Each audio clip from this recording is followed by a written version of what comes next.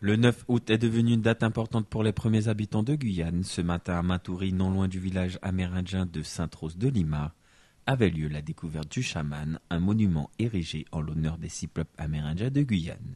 Nous avons fait un grand pas, c'est-à-dire que non seulement nous avons fait l'inauguration du monument en commémoration du peuple premier, mais aussi c'est la 2e édition des journées autochtones.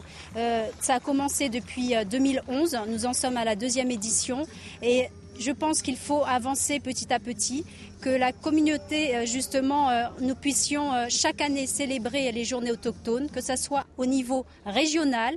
Et ensuite, nous visons bien évidemment une journée internationale, comme au même titre que reconnue que l'abolition de l'esclavage. Un symbole très fort pour tous les peuples vivant sur ce territoire. Parce que reconnaissance d'une partie de nous-mêmes, reconnaissance dans ce qui fait que la Guyane est ce que nous sommes aujourd'hui, et reconnaissance de là où nous voulons aller.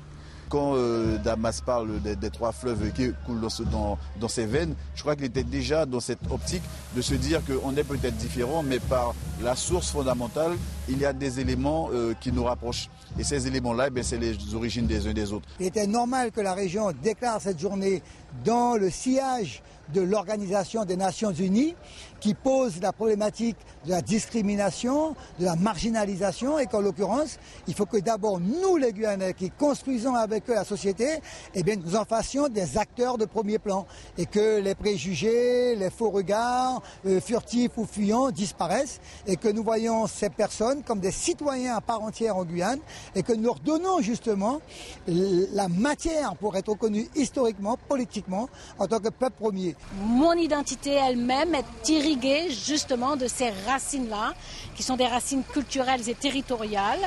Et évidemment, lorsque les communautés amérindiennes se rassemblent, comme ça a été le cas d'ailleurs dans le passé, se rassemblent, s'expriment et se posent bien sur le territoire, dans l'appartenance commune, dans le destin commun, dans une construction collective, évidemment, ça prouve surtout une maturité de la société guyanaise.